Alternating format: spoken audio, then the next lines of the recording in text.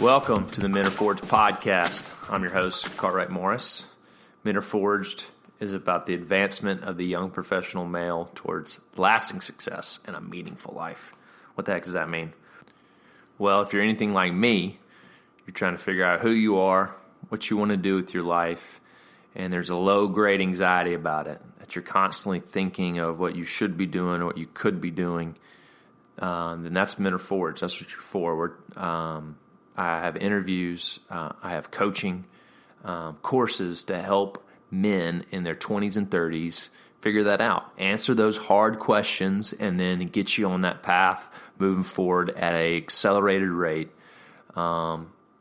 quicker than you would most of your peers, or if you just didn't address it. So, a lot of that is hard questions. So each episode, I put a post. It is on my website where I actually put in there questions to ask yourself. And those are the good questions that come out of these interviews that are really great.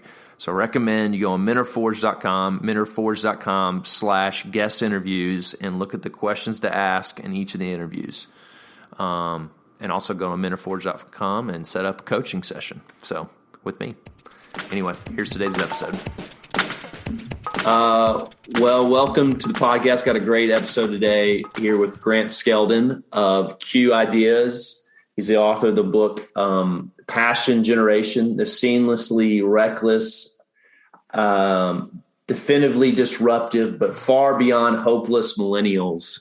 And I got, introduced to Grant 3 or 4 years ago. I was like one of the few young guys in the room, one of the few millennials as he spoke to a group of boomers. But and that was kind of my introduction to you, Grant. And I don't know if you still see yourself this way, but as a bridge builder, we definitely in our culture, we have divides in multiple ways, but one that's probably not talked about as much is the generational divide. Mm-hmm. And would you consider yourself that bridge? Yeah, I do think, I think millennials in this season would be wise, or just be wise if you care about more than just like your generation or yourself, but care about the overall impact of the kingdom. It'd be really great if millennials as a whole shifted their posture towards not saying, hey, we're not the next generation, or we're irrelevant, or this Gen Z group, or critiquing Gen Z, which is kind of what every generation does to the next upcoming generation. Right. Especially once I think they get displaced as not the new young generation, which is kind of right now that's happening. The older generation, the oldest version of Gen Z is starting to become adults, have purchasing power, maybe starting to have some seats at the table. And it would be very easy for millennials like Saul to kind of feel insecure about that and to feel like, man, David's starting to get the credit here. And instead, I think, man, what if millennials could be healthy, secure versions of Saul that think, I wish I was given what I want to give you what I wish I was given, basically. Like, I'm not challenged by you. We're on the same team. I want you to get further, faster, even faster than I got at your age. And so that's kind of been my hope and my shift as I hit 30-ish or 30.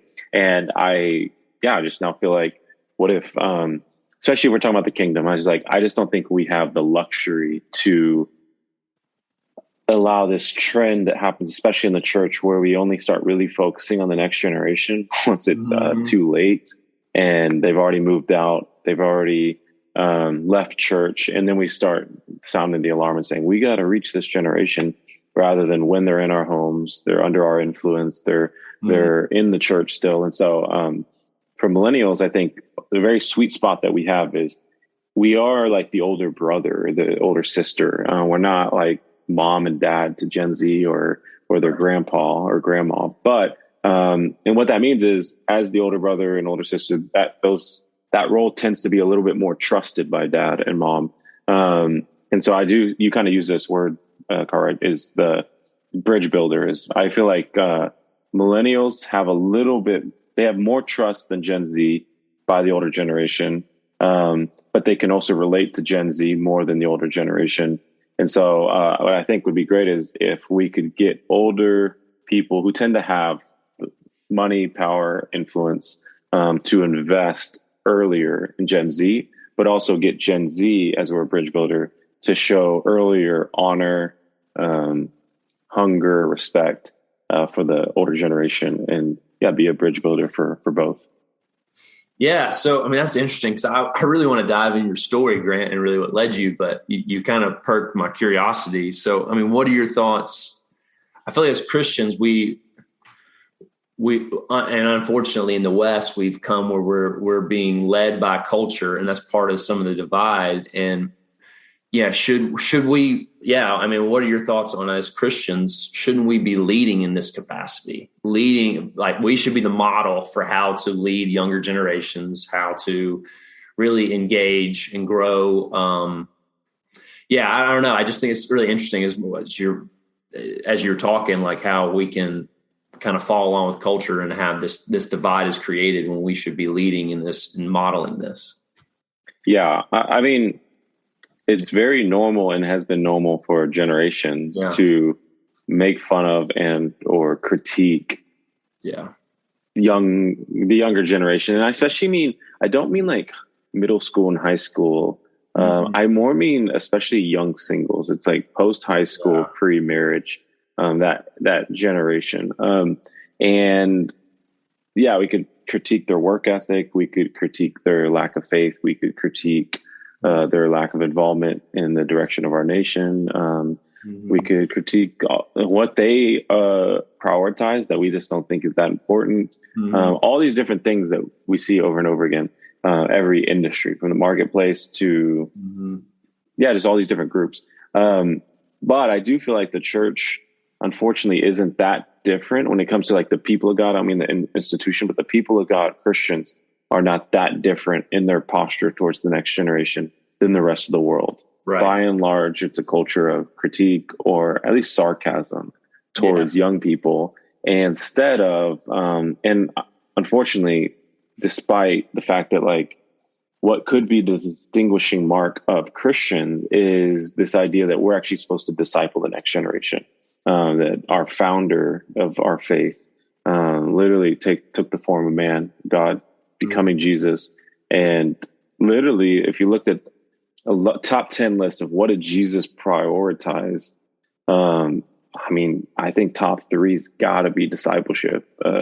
Like 90% of, I mean, if you think about it, we don't even know what Jesus was doing until he started making disciples. Like 30 years he's on earth, and we don't know anything about him other than one story about when he was 12 and got away from his parents. Other than that one story for decades, we do not know what he's doing. And then like everything changes and we get a whole bunch of documentation on his life once he starts making disciples. I mean, he fasts for 40 days, he comes back, and immediately he starts his ministry by finding disciples, and he ends his ministry with his disciples. And the ministry, I would even say, continues because of his disciples. I would go so far to say you could take everything out of Jesus' story. There's a lot of things you could take out of Jesus' story, like feeding 5,000. And I think it wouldn't change where we are today. Like him feeding the 5,000, him walking on water isn't absolutely necessary. Him raising Lazarus from the grave, very important, like very powerful into our faith. But like, I just think if you were to take this piece out of the story, of course, the gospel is the most important part.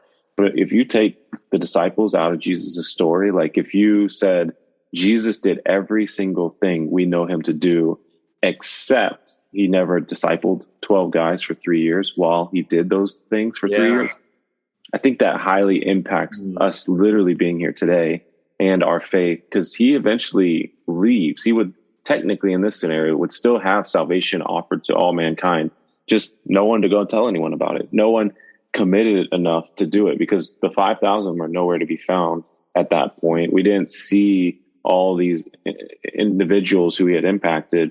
A lot of it hinged on the disciples. And so I guess my point is, for a people that are marked by a founder that started his ministry by discipleship, ended his ministry in his last words being go and make disciples, and everything hinging on discipleship, you would think that those Christians would not speak criticism or sarcasm over the next generation. But I think, what if the church and their people of God were like the ones who were so marked by being the people that invested in the next generation, believed in the next generation, raised up some of the best amongst the next generation, were distinguished. Like when young Christians got a job somewhere or interviewed somewhere, they're like, that, I don't believe with everything that Christians believe, but you got to admit, when you hire a young Christian, they just got ethics that's different. They got maturity that's different. They go above and beyond that's different. They got a respect and honor for elders. We know that they've been invested in. They didn't just live the same life as everybody else. There's a unique nature of young Christians. I do think that that's possible, and I would hope that would be the case in the future. Yeah, absolutely. Yeah. The word discipleship, I mean, just reading your book, that's the word that just jumps off the page.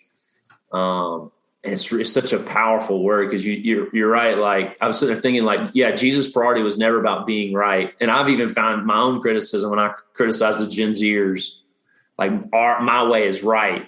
And I think that if we as Christians can just starting there, that maybe I can actually, by being right, I put myself above them instead of being where I'm next to them, discipling, growing, putting that down where I can interact and love. And so we could pick that. But I really wanted, my first general question I ask all my guests is, who were your early influences? Who kind of defined in your mind, whether good or bad, what made you today, whether that's success, manhood, whatever. Yeah.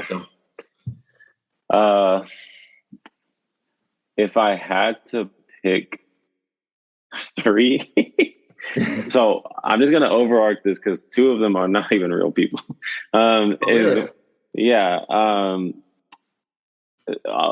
biggest influence in a Christian level is definitely like old school classic missionaries and revivalists and preachers. Like William Wilberforce was highly influential in my life. Let's see, George Mueller. George Mueller was huge on my life for prayer. Any missionary like C.T. Studd or William Carey or just all that generation of missionaries. I mean, what they sacrificed and gave in order to just this unswerving devotion to the lost and to go to hard places and not caring about their name is very inspirational to me. However, the 3 that I don't know when I thought in the moment who came to mind, it was George Bailey, Charles Spurgeon, and Professor X from the X-Men. George Bailey from It's a Wonderful Life. Is that what you're talking about? Yeah. That'd probably be number 1, man. That'd probably be number 1.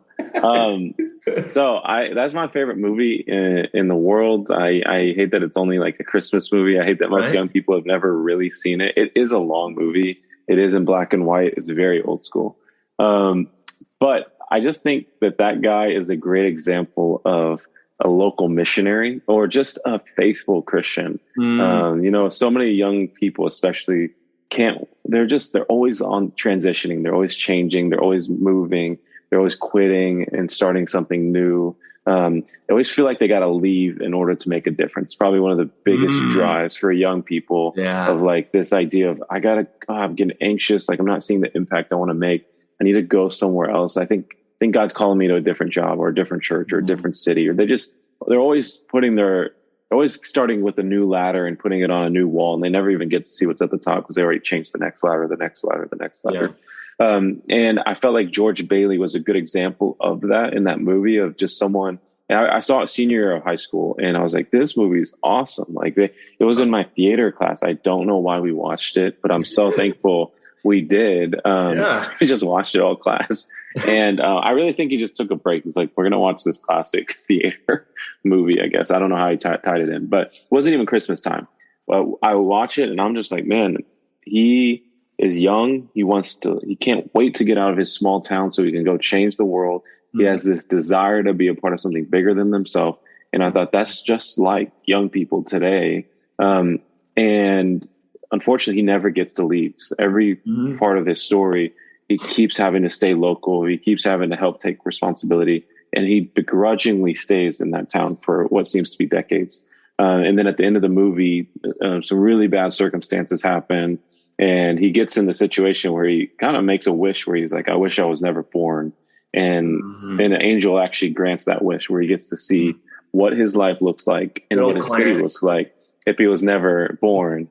Yeah. And I thought, man, there's one dude who didn't even enjoy his life in that city. Like he just despised it so much. Still made such an impact in his city. Like his whole city is different. His friends are different. His family's different. His brother actually, doesn't even make it because he wasn't there to save him. And I just thought, man, that's like, this dude was like really faithful. Like that is the great scorecard is the question, if you got taken out of your job, how much would it make a dent in your job and the community and the culture? If you took taken out of your church, how much would it take a dent in the culture of your church? Would people even notice, or would it be like, yo, there's a massive gap here now that we don't have this person? How much would it impact your city even?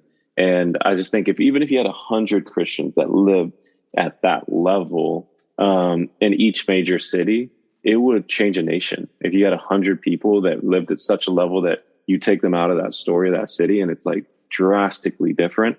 And so that's kind of been very inspirational for me to like, and he was just a man of the city. And so I try, a lot of what I do is convene people. That's where like Professor X plays in, is kind of like I told you, I do retreats for high caliber young Christian leaders. So yeah, I'm always looking for young Christians that have unique talents that the church maybe doesn't know what to do with, or it's like, yes, they could serve or they could sing or they could do parking team, but this person's an Olympic athlete. Like there's other things they could be trained in, or this person's a top 10 on American Idol. Like there's other things that person could also be doing.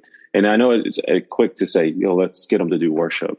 But I like, let's get them to do whatever they're doing, God's calling them to outside of the church. And then, pour into them and train them and equip them.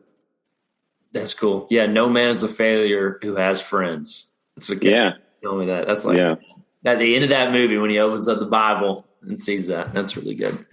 Are you a big fan? Have you watched any other Frank Capra movies?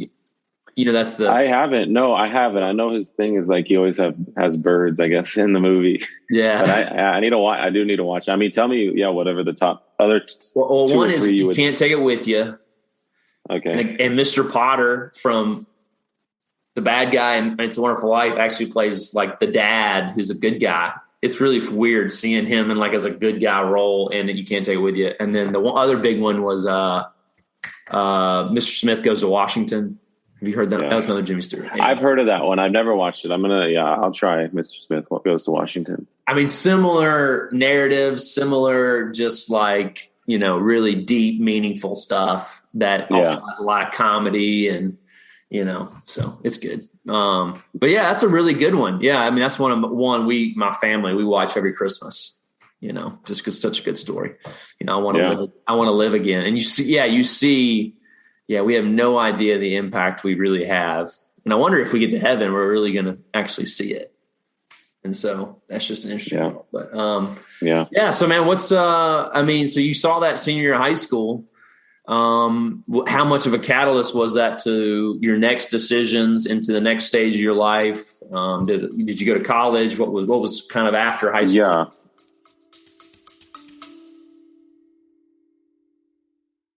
Today's episode is brought to you by Thrive Marriage Lab. If you want your marriage to thrive, this is a great opportunity to you, because strong marriages are the bedrock of strong churches, organization, families, and community. This is a 12-month pathway for any of you that are looking to really have weekly engagement with experienced marriage counselors. Not just one, but many.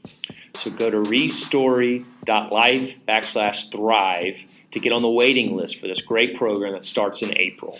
That's restory.life/thrive. And make sure you put the word Forge in the promo code to receive a discount on your monthly fee. Now, back to the episode. I went to college. I wouldn't say college played much into my life. The biggest thing that played into the next couple of years is I started a nonprofit with one of my best friends, who's significant. He's well, he's several years older than me, but with that nonprofit called Breakdown Ministries, we would help churches do local mission projects. And that's where I kind of, I guess, cut my teeth and got experience in leadership, experience leading a team, experience, especially building relationships with churches across the city of Dallas. And kind of going back to George Bailey, it's where I also developed and enlarged my heart for my city and thought like, man, what if I could like really impact Dallas? And honestly, man, until a year ago, I thought I'd be in Dallas the rest of my life. And that was kind of like a goal. It wasn't something I wanted to idolize. I had to stay in Dallas, but I always thought if I did stay in Dallas the rest of my life, unlike George Bailey, I want to joyfully be like, yeah, let's do it. Like, let's see what happens in the next 40 years. So I was a little surprised when God kind of did call me. I felt like to merge my organization to what's going on here with Gabe Lyons and Rebecca Lyons with Q Ideas in Nashville. But I have seen just in the 10 months how much more me and him can do together as we are now at a whole new level, gathering just a community of high caliber young Christians and giving them a refuge of community, giving them training and development they would just never get otherwise. And also making sure they just don't feel like they're in this alone. Many of them are representing Christ in darker or harder parts of culture where it's just not popular or likable when you are a believer. And them having to navigate that, it helps when you meet others that are like in those same type of situations or industries or scenarios. That's cool. Yeah. So, I mean, so you said you're 31. 31. Okay. Mm-hmm. Just turned 30. Yeah. So what was kind of your big turning points or revelations in your 20s that really, kind of led you to who you are today? Revelations in that. So you started that how old were you when you started that nonprofit? I was like 20. You're 20. Yeah. And that is that nonprofit. Did y'all transfer that to Q Ideas or y'all still kind of run that? Yeah, sorry. And I can try to be more like, hey, this is the process. I don't know if it's kind of like sometimes I like the chronological, it kind of helps put me in mind. I mean, but but man, feel free to rip whatever. So yeah, so I'd say so I did that ministry from college to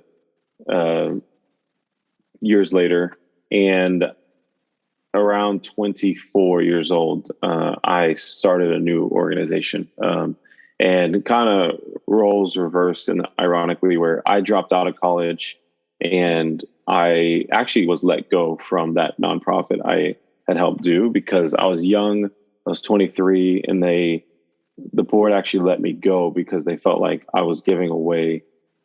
I was going to hurt my future by leaving college and pursuing more ministry.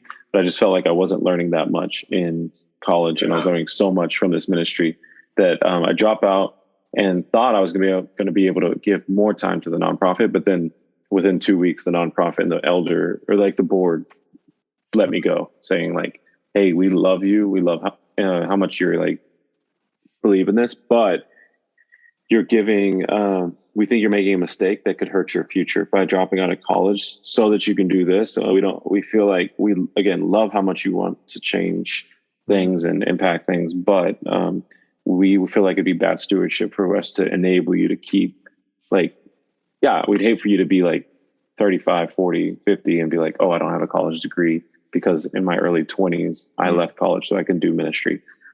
Which now I understand at the time was like, this stinks. Like now I'm not in college, and that which took up a lot of my time, and I'm not helping with this nonprofit, which took up the rest of my time.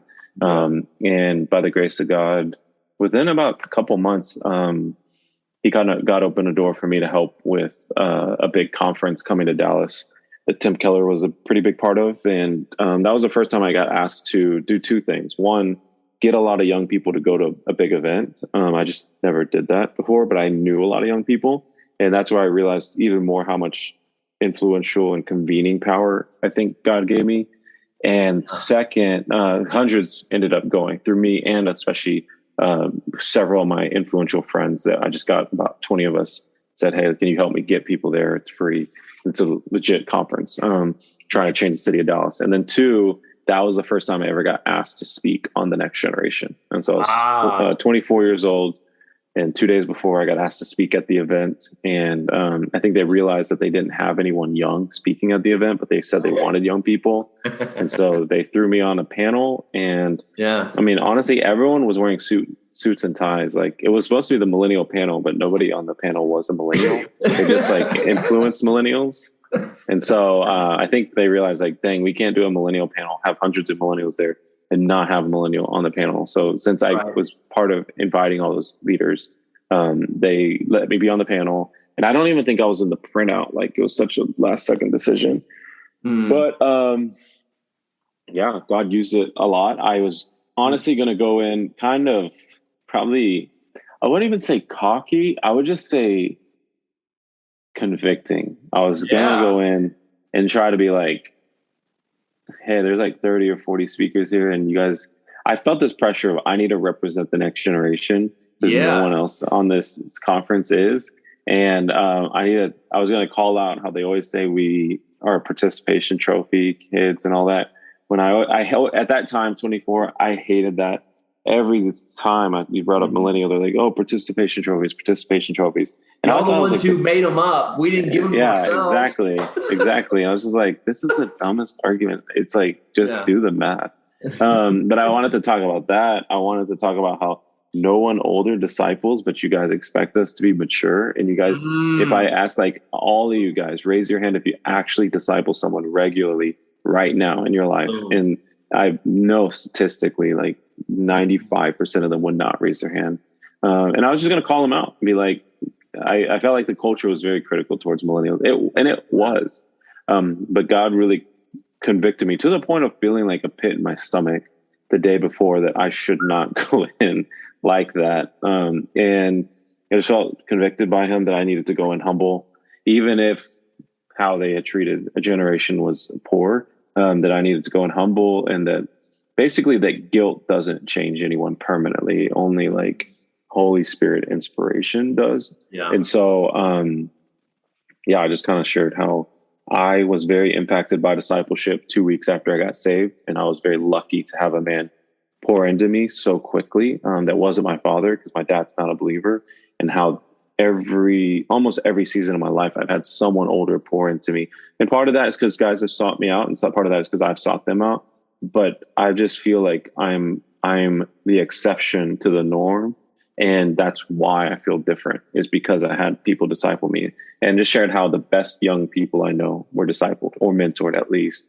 And just said, hey, we need y'all. And then I did joke. I actually, instead of making fun of them, I made fun of millennials too, which it's like great to connect with older people. They love when you make fun of your own generation. Yeah. And so, I remember I talked about how I said, you guys are waiting for young people to be mature, and then you'll pour into them, or then you'll give them a seat at the table. And I was like, that's just not what happens. I was like, that's also not what Jesus did. Like, if Jesus waited till the disciples were mature, like these guys were falling asleep while he was praying. These guys were cutting people's ears off. They were like trying to argue for the left hand and the right hand of the Father. I mean, James and John, their mom got involved and asked for them. That's like so millennial. Is you like get your mom to come to the interview, or like try to talk on your behalf.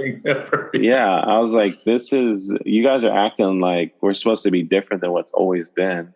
Right. And I was like, and just mind you, these guys are like deserting him and cutting people's ears off on 3 years in. It's not even like in the beginning, because the mentality back then, and it's probably still is, kind of like, okay, we'll give young people a chance. We'll like let them be a janitor and do all the stuff nobody wants to do. And if he's humble about that for a year, maybe we'll let him have an opportunity. And I'm not against, like, I guess, testing humility in some way and teaching humility. I just felt like Jesus didn't do a lot of that. Kind of, he just took what he had and he just thrusted them into leadership, and that matured them. I think, I know in my story, getting thrust into leadership forced me to rely on God more, to pray to God more, to read, because I was like, I want to be able to handle the responsibilities given to me. And I personally think it's because we're so slow to give responsibility to young people.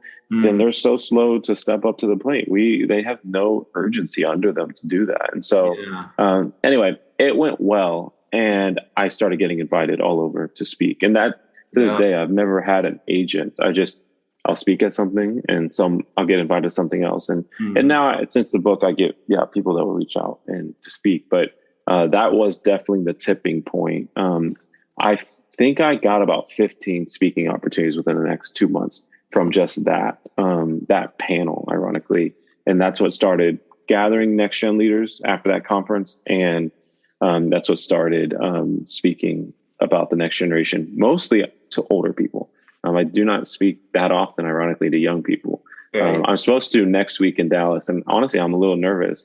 But if I was speaking to CEOs or business leaders or nonprofit leaders or parents or pastors, that's my sweet spot, is speaking to young people, because I'm just so used to like talking about the next generation and translating it to older people.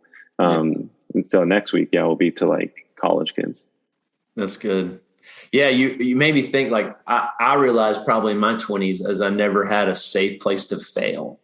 I never learned how to fail. And I think that's part of that responsibility. When we give younger people responsibility, we actually create a space to fail and then disciple, to go, okay, you didn't get it right this time. What can you do better? And I think that's just fascinating. As you're talking, I'm like, man, that's really so true. And then seeking out. So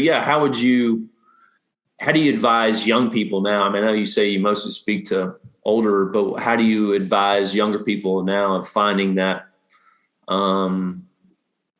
that one, to seek discipleship, but to, actually find that place where they can grow and gain responsibility and learn and become that person they all want to be, but maybe not know how to. You're saying, how do you find like what to look for in someone? Yeah, or no, actually just, what's your encouragement to young people when they want to find discipleship? I think like you talk about your message to older people. Yeah. What would be more as your message, folks, to the younger? Yeah. To young people, I mean, I usually would say, let's see. I mean, there's an age-old phrase that says for what to look for in a young person you disciple is to look for, they'll say, a fat person. Mm-hmm. And what that means is a faithful, available, teachable person. Yeah. So that's like from I don't know if it's the 80s or the 70s, but it sounds like about that era to use the acronym. Right. But faithful, available, teachable, fat person. I would ask faithful, available, teachable, and I would add hungry. For me, in a generation where you're just saturated with content and you just don't have to be hungry that much. Sometimes I feel like young people are coddled a lot.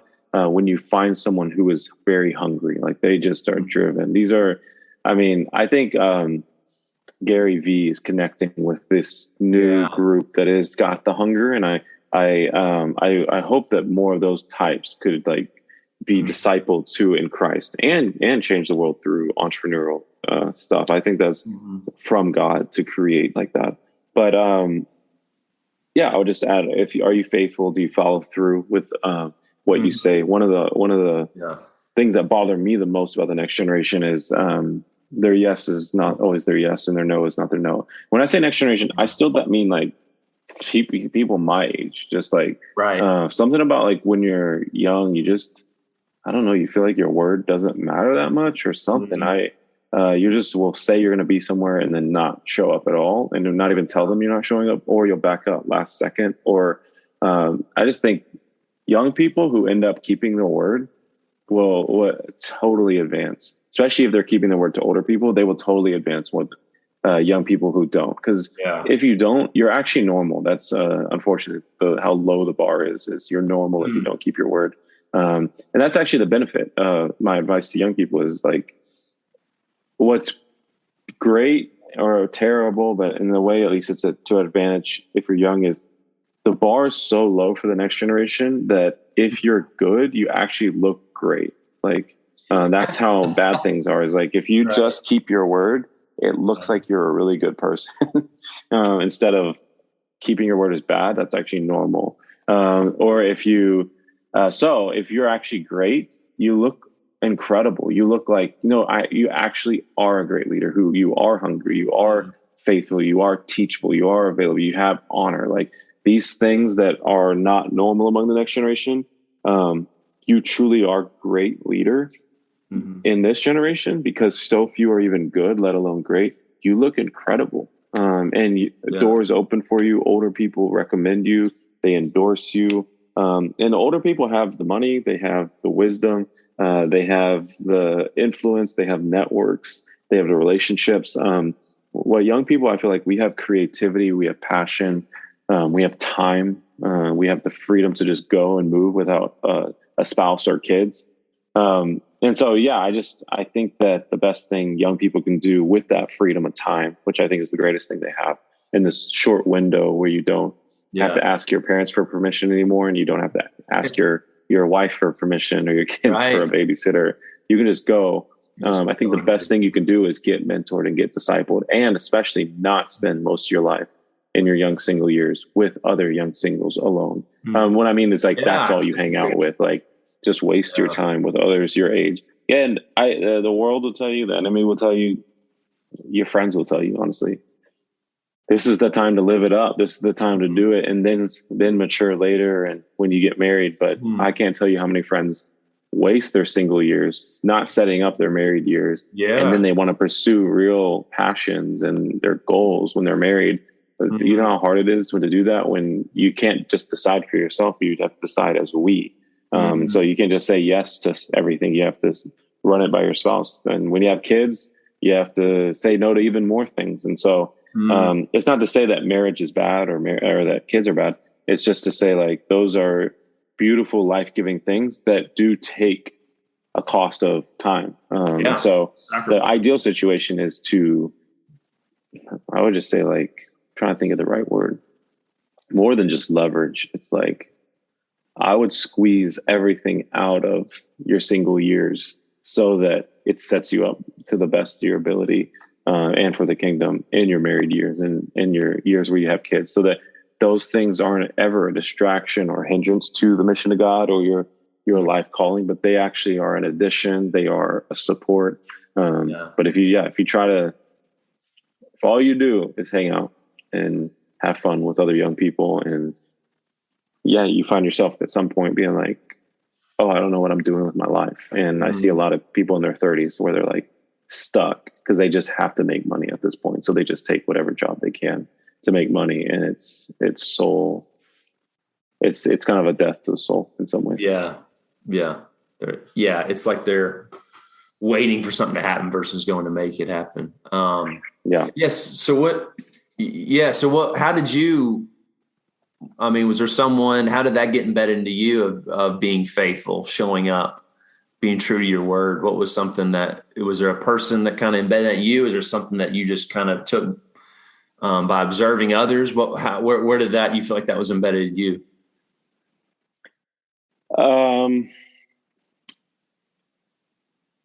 I don't know. It was just, family, was there somebody that really just kind of, or is it just like, man, this is just part of your personality that you're someone who shows up?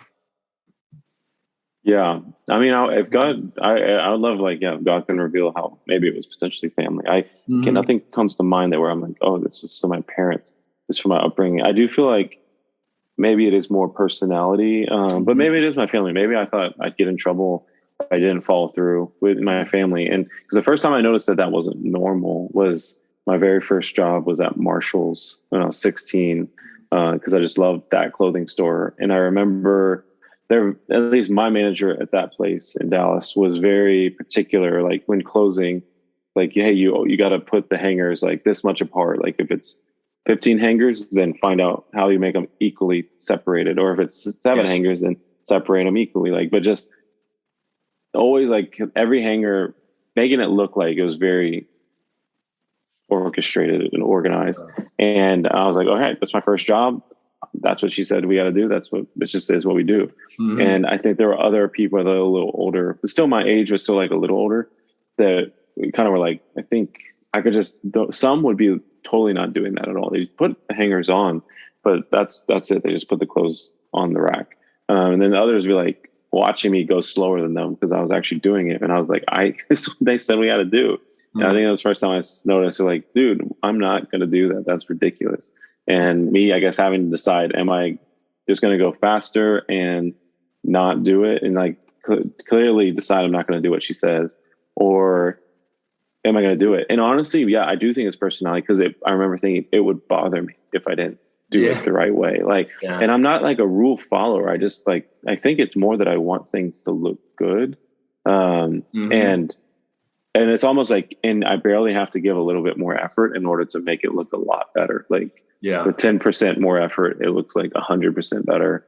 It just kind of felt right. And so that was literally when I realized you only have to be good to look great. Because I think others would act like, oh, you're wasting your time and it's not even going to matter. But I felt like I got advanced a lot more at a young age, because I just did. That point was like, just did what they asked, let alone when you go over and above, is a real, I think, door opener. Yeah. Huh. That's cool. Yeah. Huh. It's interesting. Yeah. I mean, because there was something embedded in me, I guess, when I was probably my dad. I mean, because my dad, he just, it's like you show up. If you want to be a friend, you want to be in a relationship with people, you show up. You got a job, you make this commitment, you show up. Yeah. But now, I mean, yeah, it was just interesting that's the way my mind worked. I was the same way, but like it just somewhere along the lines, like people thought differently, and you're like, wait, what? How come you didn't call in and say you weren't coming?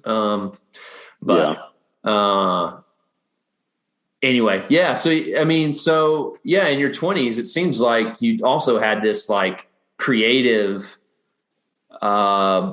push against the norm. Like, I mean, even just standing up your first speaking opportunity, you got up there and were direct. Like, this is reality. This is what's happening. This is what God's calling us to, and we're not doing it. Yeah. Where do you feel like, that was implemented in you, where you did feel the freedom to leave college and kind of start your own, felt the courage to leave college, do your own thing, and really build something that was a huge need. But, I don't know if you researched that, but there weren't a lot of models for what you were doing. And where did that come from? Yeah. I think for speaking though, one of the areas, I really do feel like I stumbled into a lot. I do think I was good at discerning when I felt like God was showing a gap, and then I would create something for it. And then later it would make sense how that was like preparing. And so, for example, two things. One's like literally happened yesterday, and one is then to prepare me for speaking. So I didn't just go up on it was like November 2014 and just know how to speak well. And I still was a little bit nervous, but I definitely had a little bit more confidence, a lot more confidence than I would have if it wasn't for this. Is when I was like, that was 24 years old. When I was like 19 and then in college, I noticed like 15, 20 of my friends at school were going to school to be a pastor. And part of that was speaking. You could learn getting in the word, you could learn like church history, you could learn theology. But I felt like the only way you could really learn how to speak is by speaking. But the only time we were ever going to speak was like maybe to a youth group. And even that was pretty rare for us in college to be asked to do that. And so I saw this quote, ironically, it's funny, like full circle, ironically by Tim Keller. And Tim has this quote where he said, no matter what you do, your first 200 sermons are going to be terrible. And I remember thinking like, dang, that stinks. Like, you just got to get reps. Cause I had respect for him as a speaker and thought, okay, what is he going to say? It is. And he's just like, it doesn't even matter if you have a gift or whatever. It's basically saying like, you just got to get 200 reps. And I know he wouldn't like down the hill. It's got to be 200 times exactly. But the point was you got to get a lot of reps. And so my thinking was, I don't want to start getting reps once I become a pastor and then I'm getting reps, or even with youth. I want to like get reps when it doesn't even matter. Like, I'm just learning and I'm growing. Like, if I was getting reps to work out, I would just go to the gym and do it. But it's a little harder to just speak, and I don't want to speak to a wall or to a mirror. And so I got some friends together, because I said I had 15 to 20 friends that want to be a pastor. And I just said, what do y'all think about us getting together like twice a month to speak in front of each other? And we'll like give each other feedback. And I called it The Call. And it was basically like, about 15 of us would get together, speak for about 10 minutes. And before we went up, we would pick 2 people that were people we respected or that were our friends, or just of the other people that were there. So it was definitely horizontal. It was like peers giving others feedback. And we would speak for 10 minutes. And then those 2 people that we let know beforehand, hey, I want you to give me feedback after, would spend, if it was 10 minutes of speaking, there was like 5 to 7 minutes of feedback from those 2 guys. And that was really, really helpful. I mean, they would look for content, delivery, and authenticity was the thing. Like content, of course, like if what you taught was good and actually like true or biblical, made sense. 2 would be delivery. Like, yeah, just was it compelling? And then 3 was pretty big too, especially when you're young, is authenticity. Like, did that actually even feel like it was you, or are you trying to sound like Matt Chandler? Because like that was like, you could tell who people were. Are you trying to sound like Stephen Furtick or TD Jakes? Like, it was always Francis Chan, like the big pass. Mark Driscoll was big at that time. So you could like tell who people listened to and who they were trying to sound like. But it's like, yeah, are you finding it? So I feel like that's you, because I know you, and that doesn't really sound like you. They would give that feedback. I mean, they really would. Right there in front of everyone. Wow. Yeah. I mean, luckily we were friends, and it was a private space. So it wasn't like we were being recorded in front of each other, but that was where we got a lot of reps. So we did that for maybe 2 years. And eventually after a couple months, we did say, okay, we feel more confident speaking in front of each other. Let's bring some pastors in that are actual preachers to give us feedback, and let's bring an audience in. And so we'd bring in like 30 people, maybe 40, and in front of pastors, and they'd give us feedback. And yeah, it's kind of cool to think about that now, but that gave us a lot more confidence speaking. So I'm not saying when I went up there on that panel, I knew I was going to ace it in any way, but I didn't, so much of speaking and so many lessons you can learn from becoming a better communicator help with just identity stuff. Because I'd say 90% of the fear of speaking has nothing to do with your ability to speak. It has everything to do with your concern for what other people think about you. Absolutely. And your concern for like coming off in a way that is impressive to others. It's a concern for things that aren't what we're supposed to be concerned about. And once you can overcome that battle in your mind, I think it helps a lot with, I don't know, that's a big part of identity too, is like we live a lot of our life, not even just speaking, just our life concerned about what other people think about you. Once you break through the freedom of that, you get the ability to be, I would say a line I use a lot is you become confident who you are and comfortable with who you're not.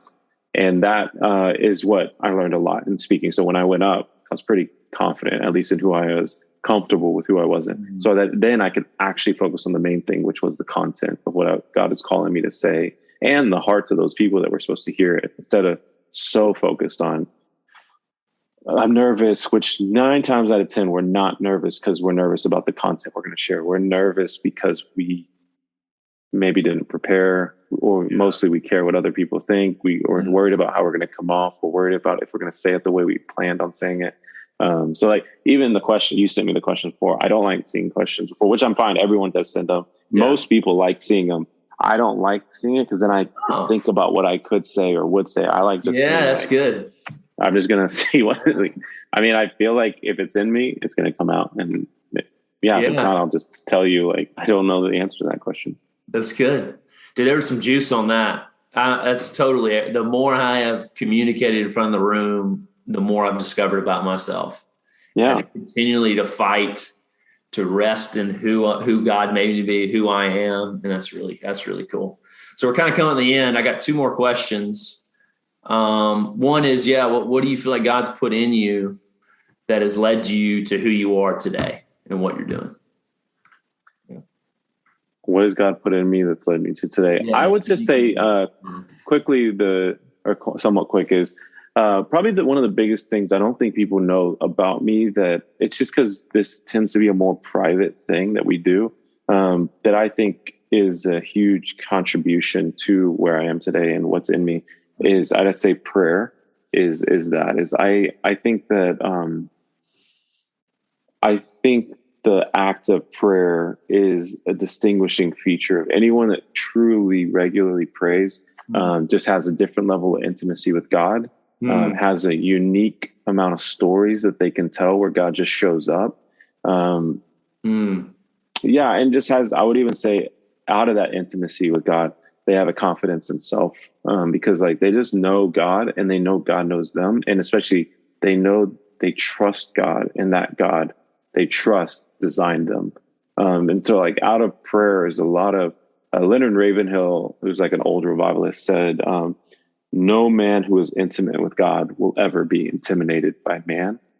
And I think that, prayer is something at around 19, 20 years old. I really started seeing the power of. Part of it was through a big part, actually, like a turning point for me was, during that nonprofit when I was in college and we were doing this nonprofit, we would help churches do local mission projects. And there was like 50, there was a church called the Village Church, which is Matt Chandler's church, in Dallas, that it was such a big deal because at this young age, their youth group was doing this big weekend called Spend Weekend, which is like their D-Now weekend, basically. And they asked if we would be willing to help them get service projects. So on their weekend, during parts of the weekend, they're going to go and serve the community.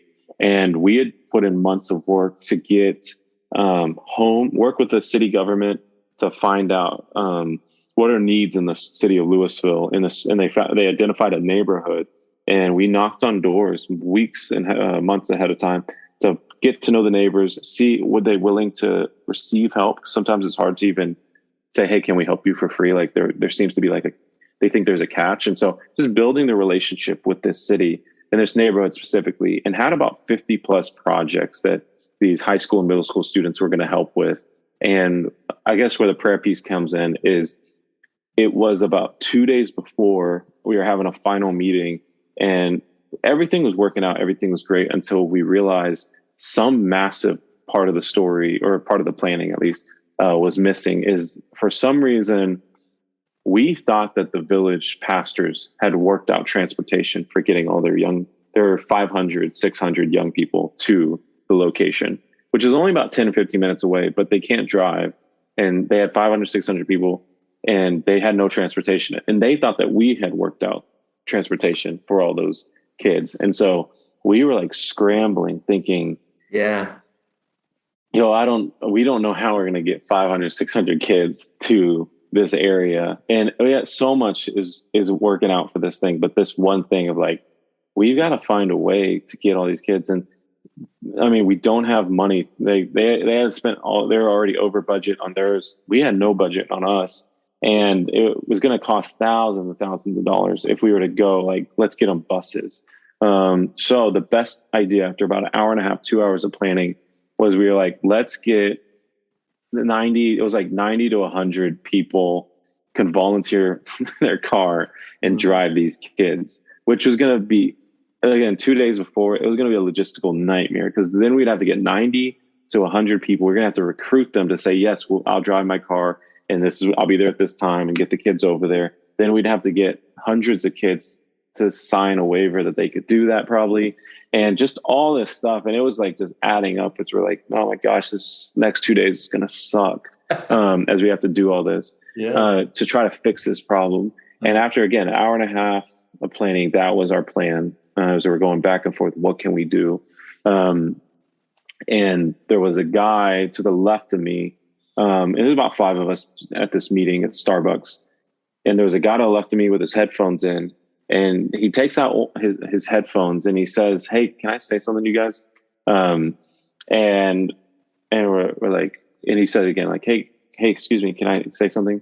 And as he takes out his headphones, he's like, hey, I'm just going to be honest with you guys. I've been actually listening to y'all's conversation, and it's really ironic. It sounds like you guys have a transportation problem. I'm hearing y'all talk about having to get a whole bunch of kids to go do some service project. And what's crazy is I actually just moved here to Dallas. And he said, I moved here because I bought actually a bus company. And he was like, I bought a bus company, and you know what? I want to help you guys. It sounds like you're doing a good thing. And he says, tell me how many buses you need and when you need them by, and I got you guys. Like, you don't worry about it. I got it fully covered. And one of the pastors like hit me on my back. He's like, "See, Grant, I told you God has cattle on 1,000 hills." And it was just like this praise God moment where it was like, man, he showed up. And even now thinking about that story is crazy. And I remember that night I shared that story about God showing up in that way. And it was crazy to see not just God, Christians celebrate God showing up in such a personal way, but seeing non-Christians even that were like kind of cynical towards my faith and critical, being like, hey, this is incredible. And I thought like, man, those acts of God can just move people. And I thought, man, I should just pray more, because like we just spent an hour and a half to 2 hours trying to make a plan and build our plans. Or I could just surrender to God, and there's ways that he can like just show up in unique ways. And I would say he didn't even just show up. He like showed off in a major way. And what's crazy even on that story is like that guy, when we told him the address, he's like, so where do I deliver the buses? Where do I get them? Two things were crazy. One was, he didn't just bring buses. They weren't just like yellow buses. They were like for the NFL football teams. They were like nice buses with like watching a movie like Lion King on the way there.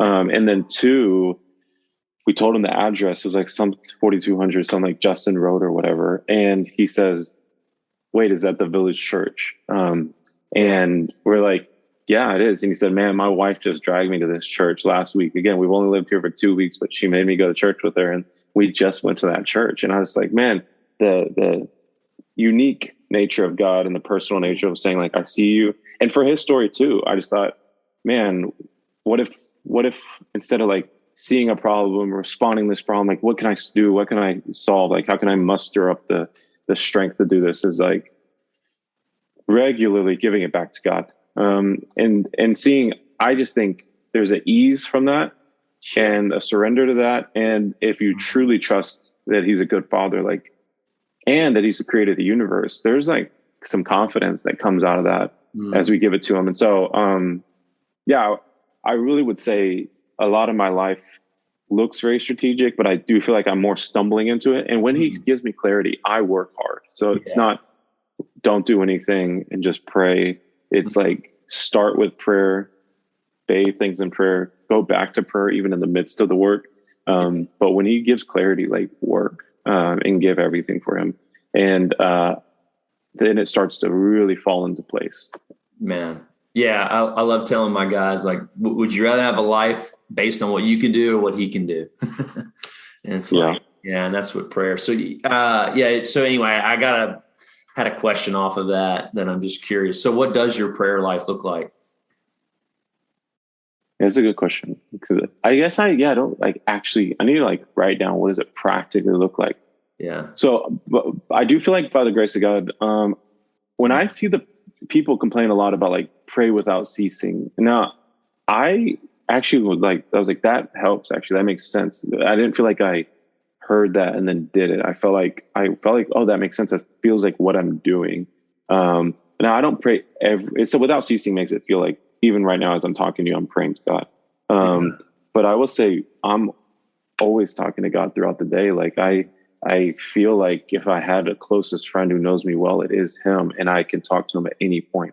And not only that I can, and I get a knock on his door and see if he'll answer. Like, I feel like he wants to talk to me. And I say all that to say, like, I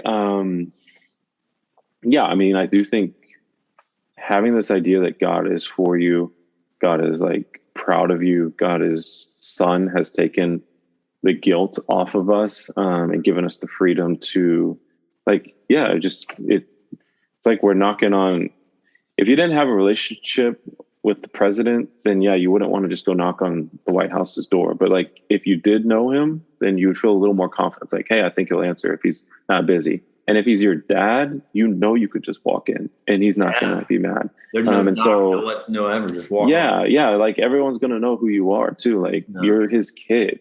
He's got, it's not to say he doesn't have other things going on. It's just to say, like, especially God. I mean, this guy can handle your stuff and everybody else's. So yeah, just having a good mentality of how I can access him. And then probably one of the biggest and best prayers that I probably adopted several years ago is that I feel like helps me with striving or just wasting time is just a simple question of bless or block. It is just simply like at many times in our life, there's these big decisions we have to make of like, should I do this thing? Should I date this person? Should I take this job? Should I leave this job? Should I leave this church? Should I start this new business idea? What should I be doing? It's got to be the number one question we ask God is like, God, what do you want me to do? I would go, I mean, ironically, Henry Blackaby, where we met, is like, just look where God's already moving. It might be small, but it's just like, he seems to be moving here. Yeah. Join him in that work.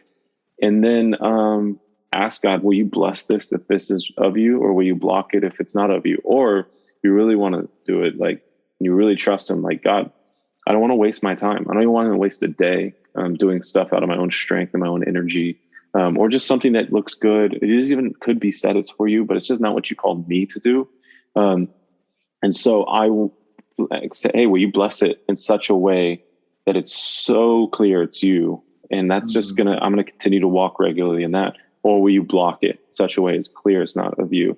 And after a while, I do feel like through prayer, you start to sense like, this is something I'm doing out of my own strength, or this is something I just feel like God's doing. And the beauty of when it's something God's doing is sometimes he will thrust. I mean, we often think God moves slowly, but sometimes he moves actually really fast when he blesses something and he thrusts you through a door you don't feel like you're ready for. And if it's of him, well, great thing is I don't feel this crazy pressure that I would feel if I was trying to do it in my own strength.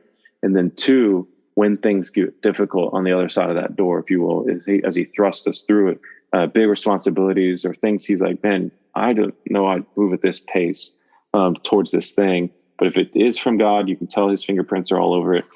When it's on the other side, and it will be difficult and it will have trouble sometimes, at least you can go back to God and say, God, you got me here.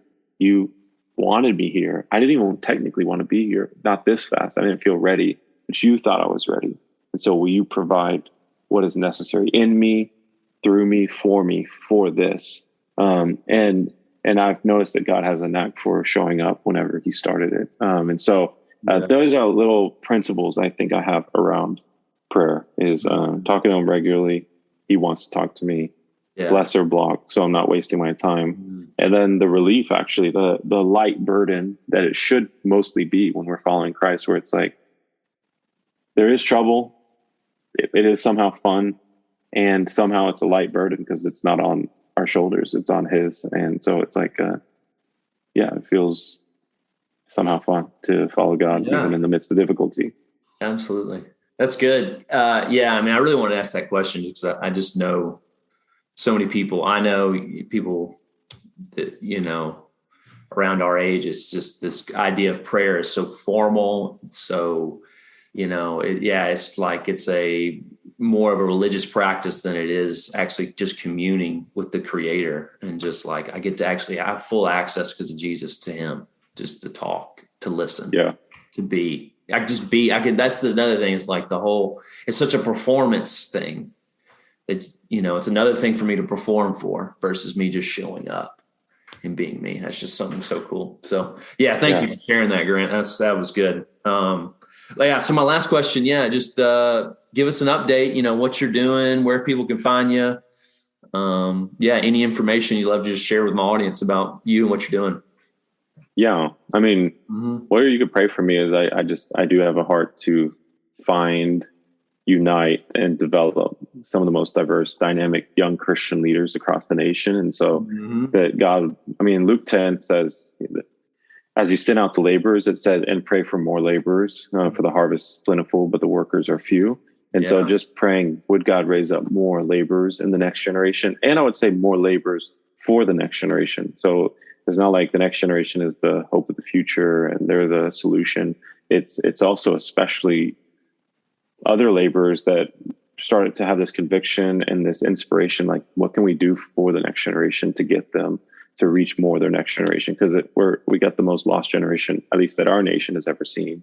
And then where you can find me. I mean, grantskeldon.com is my website. At Grant Skeldon is my Instagram. I don't check Twitter, but like once a quarter, but that is my Twitter. Sanity, probably. Yeah. But yeah, everything luckily is around my name, just Grant Skeldon. It's Skeldon. Cool. Well, I appreciate you coming on. This was a blast talking to you. So yeah, man. Absolutely, dude. Thank you for having me. Hope you enjoyed today's episode of Mentor Forge.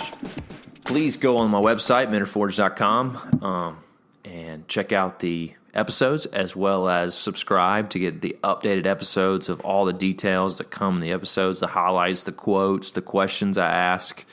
And then also, jump on YouTube. I just started a YouTube page, Mentor Forge YouTube. Got a couple of the interviews up, some highlights, and subscribe there. Anything would help me, just subscribing, liking, following. At Mentor Forge, I'm pretty much got a lot of different spots I'm at. So please, like and subscribe. See you next time.